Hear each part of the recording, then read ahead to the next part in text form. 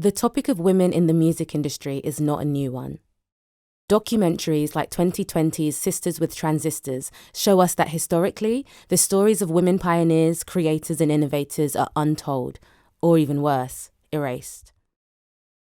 Now more than ever, there is a great need to not only talk about these issues, but to actively do our part to change the narrative, amplify the voices of women, and use their experiences to shape a better industry for the next generation.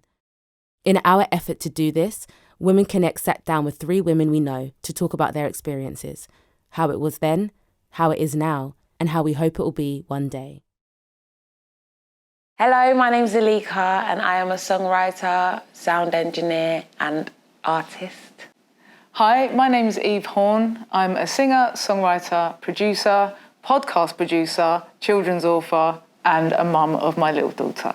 Hi, my name is Emma V and I'm a producer, singer, songwriter and all-around kind of like musician person thingy.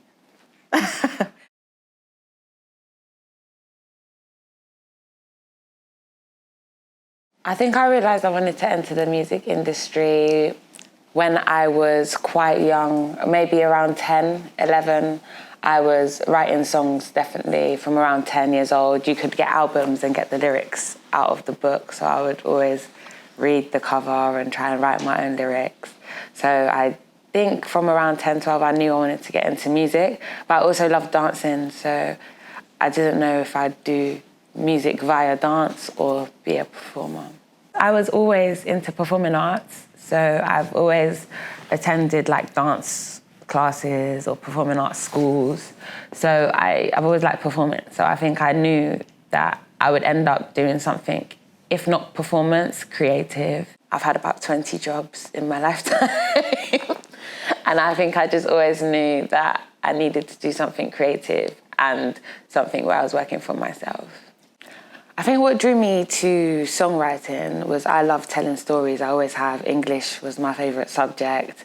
And I love music, so it's just the perfect way to do both. And then I kind of fell into engineering quite young. I was about 16 and I just didn't have money like for studio at that point and things like that. So I started learning myself how to just record myself on my computer, not professionally.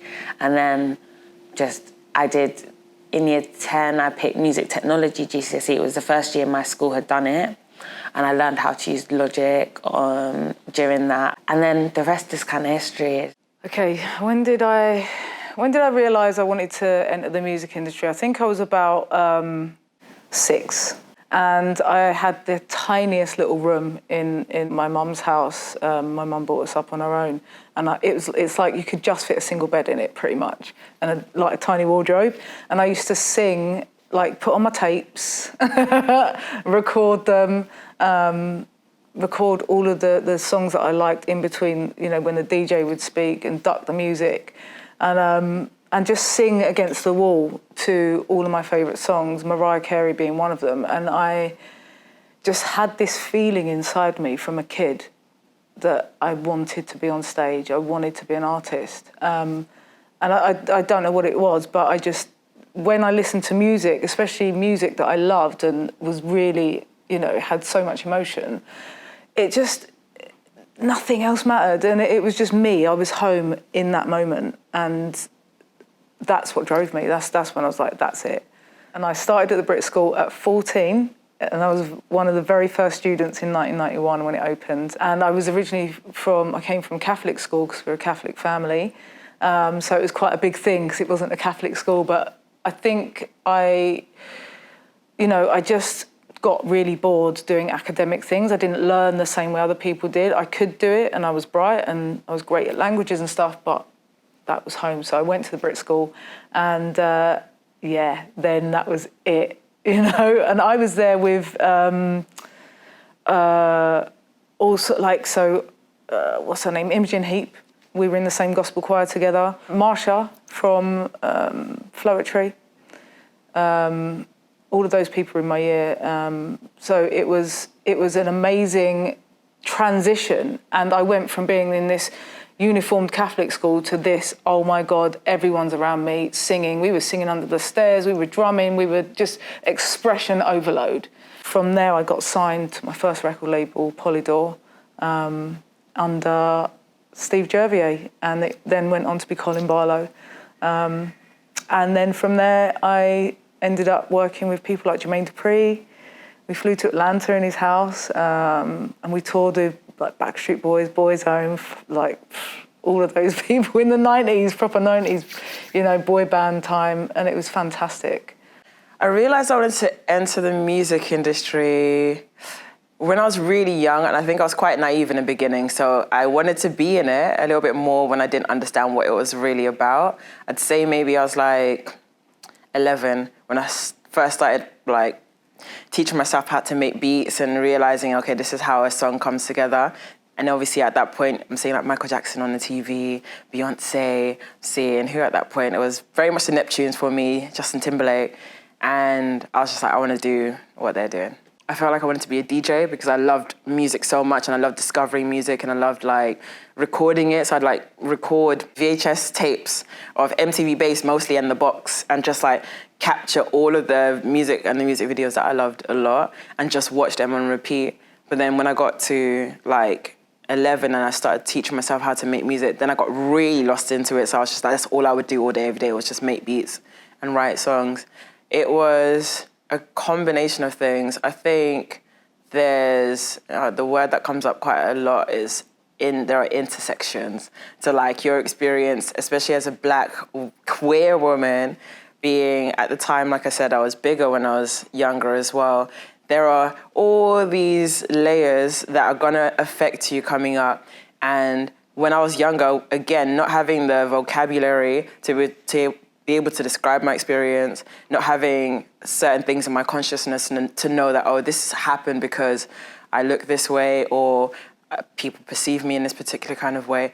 When I was younger, now I can reflect on it, but when I was younger, I don't think I could pinpoint where everything was coming from. I would have just assumed, actually, a lot of my experience was because I looked different to other people that were younger because I was just bigger than everyone else. But then when I've gotten into my like maybe late teens, early 20s, then I've been like, oh, actually, this is a Black woman thing. This is because I'm a woman thing. Being more masculine has actually been a privilege because then I go into certain spaces and like there aren't barriers in terms of people underestimating me because they underestimate feminine women and then they make assumptions about women being kind of dainty and not able to help themselves. Whereas like men don't try and help me. They just like pat me on the back and be like, you know what to do.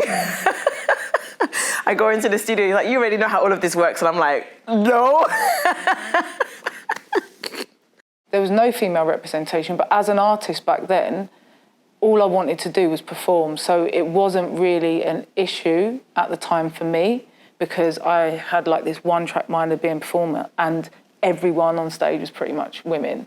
And well, actually, that's a lie because all of the boy bands at the time, all of the bands at the time were boys. And I think it wasn't until Spice Girls came out, really, that we saw a proper female band, female girl group. But yeah, the industry was dominated by men, but it was accepted, so I didn't even see it. Did not even see it. And pretty much everyone in those record labels were men, and they were white men. Songwriting, I did know quite a few females that were songwriting, but not in the behind the scenes, more studio setting, like engineering, mixing and mastering, even producing. Like there was not a lot of female representation at all. And in a way, like that's also why I wanted to do it as a job so that other women and other LGBTQ people could have somewhere that they felt was a safe space, because I think that's important. When I was that young, I don't think I saw many like UK Black women. I was always watching MTV, so at least I felt like there were Black women in music and on TV. So I'd say, yeah. And when you're young, you're a bit more, I wasn't massively hip to any sort of disparities in the music industry then. So whatever I saw, like, it wasn't in my consciousness that was a small amount of Black women to like be able to recognize. Missy Elliott, that was like, she's one of my biggest inspirations. In terms of like her innovation, music videos were just insane. Being a dark-skinned black woman at the time, she was like bigger as well. And when I was younger, I was bigger as well. So I was just like, I saw myself in Missy. It's easy to look back at how things were and criticise the lack of action that was taken to protect and support women in the industry back then. But this criticism begs the question, what exactly are we doing that's so different now? Are women really being supported in the way they need to be? Are their stories and voices being listened to? Are they being given the same opportunities and freedom to exist that men are given? And what happens when we add sexual orientation, class and race on top of this gender issue? Headline after headline identifies the problem, but few provide the answer.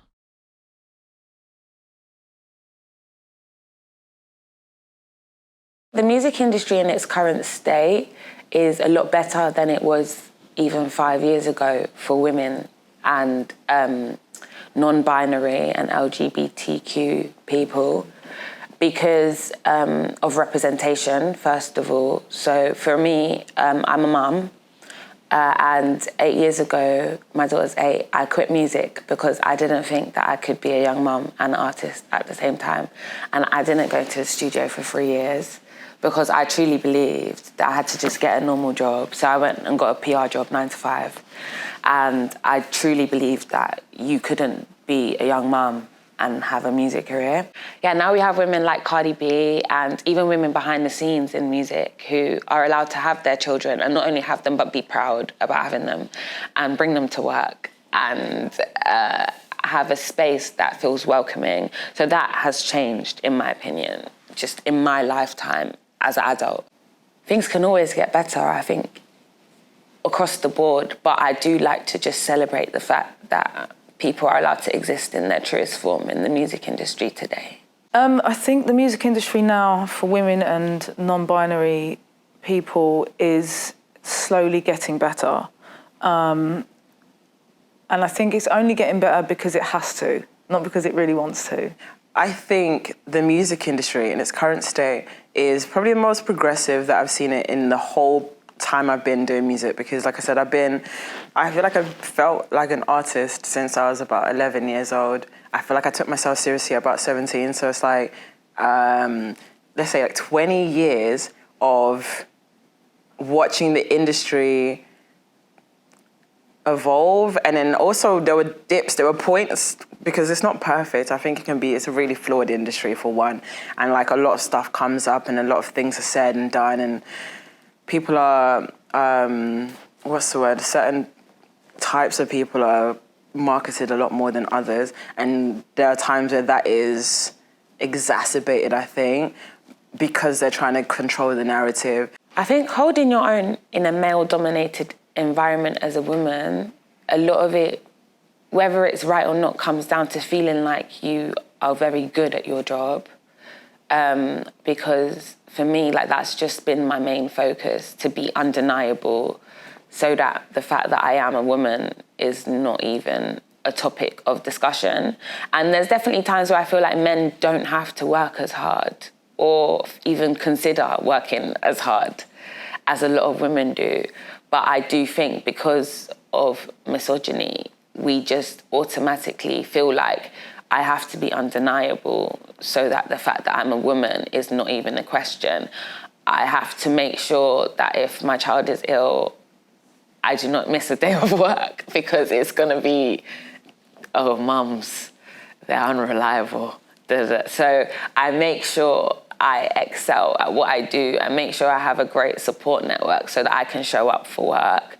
And I'm not sure that all men have to make them considerations before showing up. I've got hope. I have hope, but there's still a lot of work to do. And we need to physically be taking action constantly. In the areas that I work in the last 20 years, I haven't seen adequate progress at all, because hence my campaign. That's literally why I started it, because I looked back at, I guess, lockdown made me think about the reason why I started my company and all the things I'm doing and what I'm really passionate about. And yeah, looking back on my life, it's women in music, women of colour, LGBT plus community, and young children. that are from disadvantaged backgrounds. They're my passions because that's me. So how about today? Who can we name today that is like nationally famous? Who's a national treasure that has been famous in the last decade that's a Black woman? It impacts me when I see so few women on lineups for festivals and winning awards. Firstly, because if a promoter or booking agent isn't conscious of the fact that there aren't like many women, it just means that less women like myself are going to be given those opportunities, because they're always going to feel the job is done when there's like 2 women on there. And I feel like diversity is like so important. Representation is a real hard one to get right, because like I said before, a lot of things are just performative, and it's just like it should be down to merit first, but at the same time, like, people don't recognize, I don't know what it is, there's this relationship that people have with things being good must also be attached to penis. It doesn't make sense. Do you know what I mean? Like, there are amazing drummers and guitarists and bass players that are women, and it has literally nothing to do with your sex or your gender. It has nothing to do with that, but for some reason, I guess just historically, like, there just aren't so many women in the same spaces as men. And that just means that just on who's the most popular, who's going to get booked, there's just going to be 90% more men in those spaces. So then you do have to be conscious of the fact that, okay, like, we've all been socialized to just have a lot of men in these spaces, so I have to make a conscious effort to book more women. And then the minute you make that conscious effort, then suddenly I'm an option. Do you know what I mean? And suddenly people think, oh, you know, Emma V has a band, Emma V can be on this lineup and stuff like that. I can like co-produce, but I'm yet to say I'm a producer. So I do understand like why some people have hesitancy, because I think you just need to have full confidence in what you're doing, and then you feel like, okay, I can title myself this because I have something to show for it. I have a studio and I've taken a lot of sessions, so I can call myself an engineer. But I think when it comes to music, I just like to be known as someone who loves music and works in music. I feel like because I've gone through so much and now I'm like out the other side, I don't have to shut up. I don't have to care. I don't have to worry. I'm like, I'm here. I'm going to shout for everyone who can't. I'm going to shout for everyone who doesn't have the confidence, and I'm not going to shut up. And if I annoy people, I don't care. I just don't care, because we need change. And if it means I've got to be the first face that people get annoyed with or see constantly in my uniform, then so be it. I think where it started becoming a lot more important, how I labeled myself and how I titled myself, and it having some kind of like, or any impact at all on how people perceived me in the music industry and how people like were introduced to me. I'd say, yeah, when my music started picking up a little bit and I started getting some more followers and stuff like that, it isn't something, I would call myself a producer, singer, songwriter, and anything else that like means I make music. I don't think anyone challenges that, because people know that I make the music from the start to finish. So I make the beats, record the vocals. Sometimes I'll mix it myself, but I do everything that goes into it. So it's just the truth. I just am a producer. Do you know what I mean? It's just actually like an accurate description. So the reason I put producer first is it's not just my experience, but most women that produce music and then will like sing on it as well, is that immediately anyone that listens to a song, they're gonna hear the voice first. And most people wouldn't ask the question, who produced this? If you love music, you'll be like, oh, this beat is amazing, who produced it? But most people say, oh, this beat is amazing, Rihanna killed this song. Do you know what I mean? You wouldn't stop and think that there were probably 40 other people that were in the room making the song happen, and like somebody else produced it. It's important for me that like I'm not being erased from that conversation, because my artistry is the fact that I'm the voice, the lyrics, the story, and the soundscape. I don't have to have a song in the charts to call myself a producer, and that's what was stopping me. I'd gone from being, you know, in record labels and being in that structure, and not realising that it's okay not to. You can still call yourself these things, you know. So yes, even a songwriter, I was like, you know, I've got to have a song in the charts. I've got to be doing well. I've got to be writing for an artist to call myself a songwriter. Rubbish. It's absolute rubbish. I mean, I've written over 40 songs in the last, and produced them in the last year, and they're good songs. They're good songs, and I'm good at what I do. I would say the network of Black women in the music industry at this time is probably, in my experience, at an all-time high. There's like nowhere I can't turn and find another woman to give me advice or just a conversation. I do think there's been a stereotype in music that women can't work together, but all my help, most of my help, comes from women in this industry. My aim for the campaign was to create something that was visual, so that all of these other female companies that are doing amazing things we can connect through the campaign, and they can still be doing their thing as well. And I wanted a visual campaign so that people could wear the T-shirts and use the hashtags to make noise. And then all the money from the T-shirt sales goes back into training young women of colour and the LGBTQ plus community in production and songwriting. Before I even name all of them, I'm part of a collective called Her Songs, which is an international women's collective.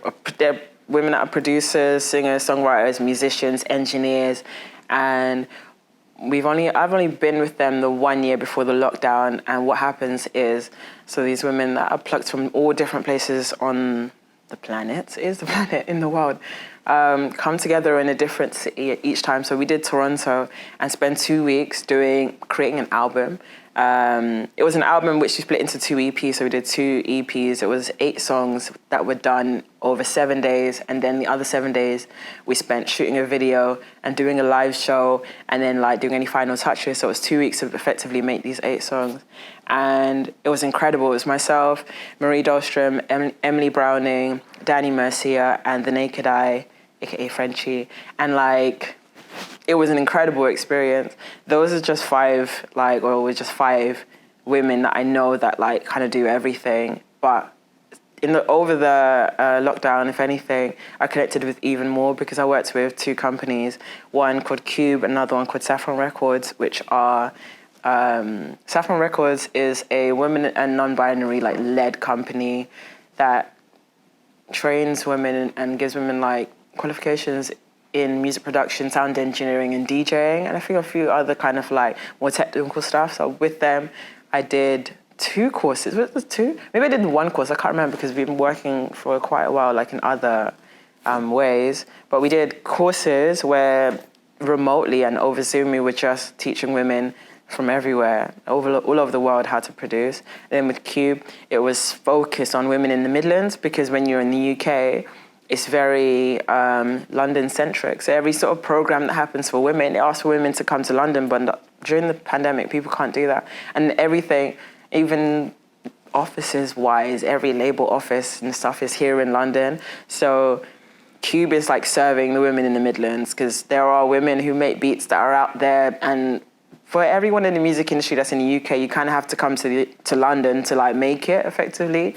So Cube is saying, hey, we want to be able to stay at home and have the same facilities and have the same access and have the same resources as the women and non-binary people are having in London without having to get a train down and then fly back. So that's what Cube is doing, and I was just like, well, I'm a part of that too, so let me be able to teach the women and non-binary people up in the Midlands. Intersectionality is the idea that our experiences are never shaped by one aspect of our identity. Instead, all of the various social and political aspects of who we are play a part in how we act, and more importantly, how we're treated. The term was coined by Kimberly Williams Crenshaw in 1989, and the reality of this concept ranged true for women in the music industry today. When I studied at university, I was only one of 6 women studying to be a sound engineer, and I was the only one of colour, and that was, I think, 2002. So you fast forward to nearly 20 years later, and female music producers are just at 3%. Now, we're just talking women. We're not talking colour. We're not talking sexual orientation. We're not talking mothers. We're just talking women, and that's just producers. I don't even know what the percentage is for engineers. Yeah, for me, it's very important to have black women representation because I've had female representation my whole life, but it doesn't mean that because a female who's not black can get that opportunity, that I can get that opportunity. I think I learnt that quite young. So it's just been important to me to see that as a black woman, you can not only be in the music industry, but be the face of your music. I think that's been important to me. I don't necessarily feel like being a black woman has held me back because I feel like, especially over here in the UK, the kind of racism we deal with is covert as opposed to overt. So I don't think anyone's ever going to tell me, I'm not going to give you a record deal because you're a black woman, or you should give your songs away because you're a black woman. But there is times you go through your journey and you look around and you think, why can't I be there? Why can't I be there? And why can't I be there? And the people that are there tend to be maybe much fairer skinned, whilst still being black. So maybe it's more of a colorism thing that I may experience. The reality is that everything we're doing now is not only for us.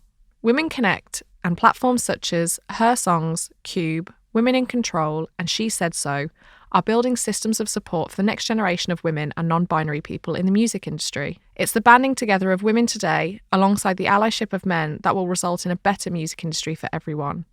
We may not be there now, but we're hopeful we'll be there one day.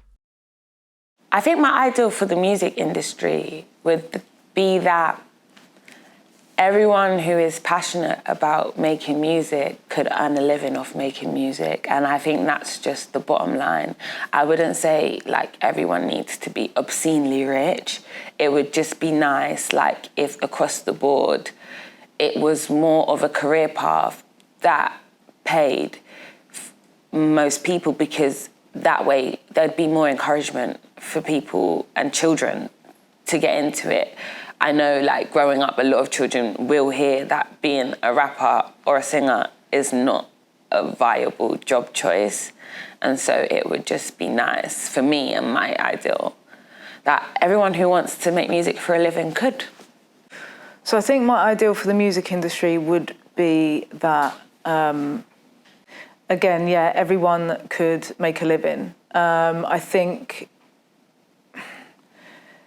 you know, the royalties that you get at the moment for being an artist are so bad. You know, it was bad back then, but now it's even worse. First and foremost, and this is my favourite one, is more young people have to come into the companies, because I think the one thing about the music industry is it's very much a I don't know, so how do you describe it? Like not a gentleman's club, but do you know what I mean? It's like it's the same people that have been in it for so long. I'm seeing a lot more fresh faces. I'm going in, like I'll go into a space and I'll be like, oh, I've never met you before. Whereas before it was always the same, like 10 people that took all of the best jobs in the music industry. There's always the same A&Rs that are being talked about. It's always the same people in like senior management. So I'm just like, I feel like there needs to be a little bit of a flushing. We need to see new faces come in, because then you're gonna have new ideas and you're gonna have more progressive thinking.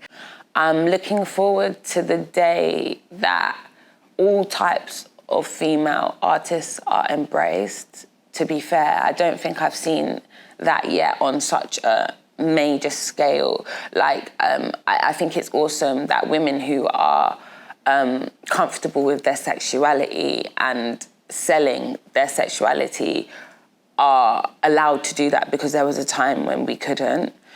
But then I also think that with that comes, then it's not cool to be a different way.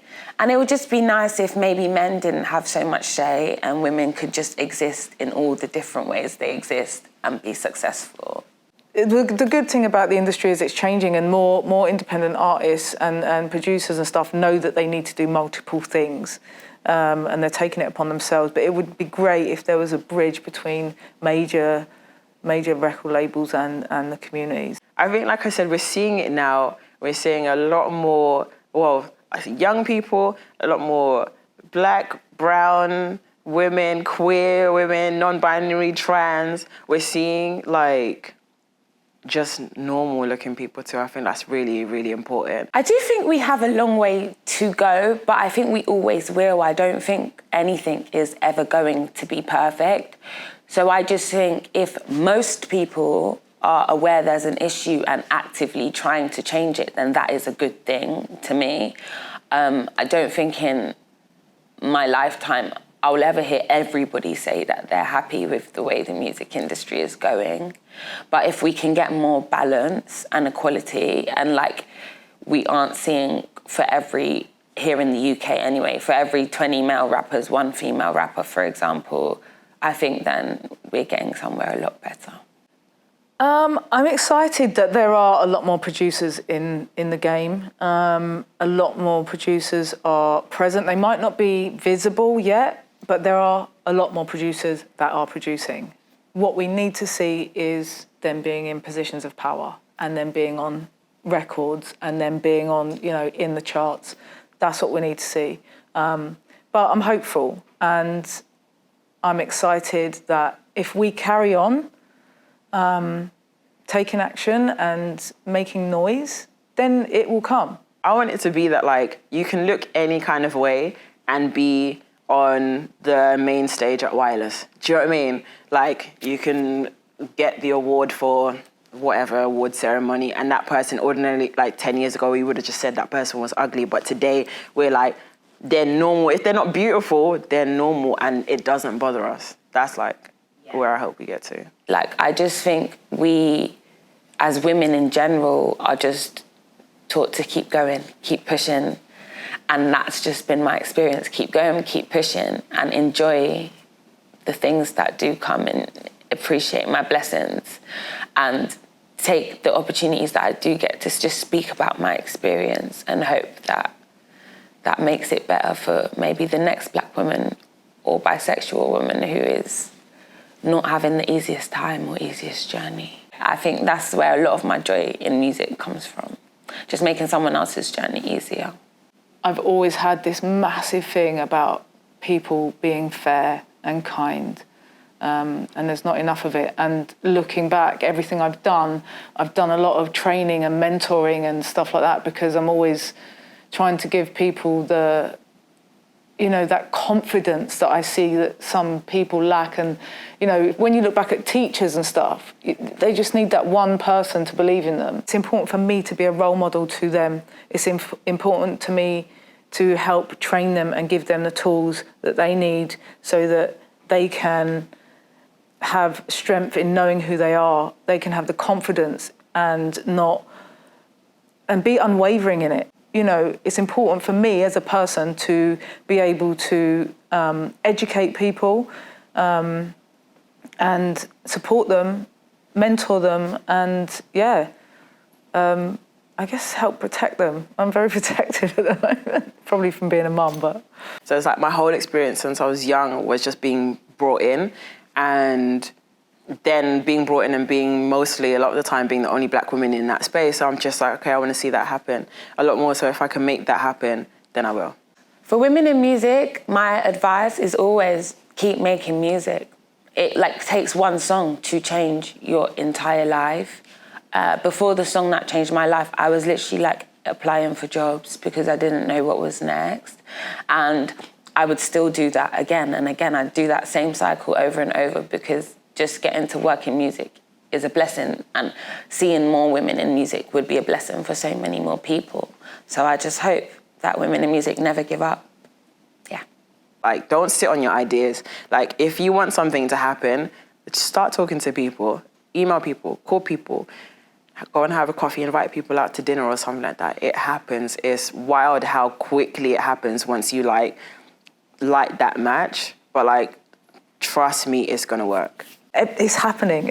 I can feel it, and I'm very, very hopeful. We just need to keep going. Don't be scared to shout about what you believe in. The people that will be negative towards you are broken. I mean, we're all broken anyway, but they're not supposed to be the people that are supposed to be around you. If you've got a good heart and you're you're believing in what you're doing and you're helping people, then just keep doing it. What I will say as well, which is very important, is we need to move forward with love and educate people, and we need to do it with the guys. This isn't just about women. Like, I think men are very much a part of this, and, you know, don't be man haters. Do it with love.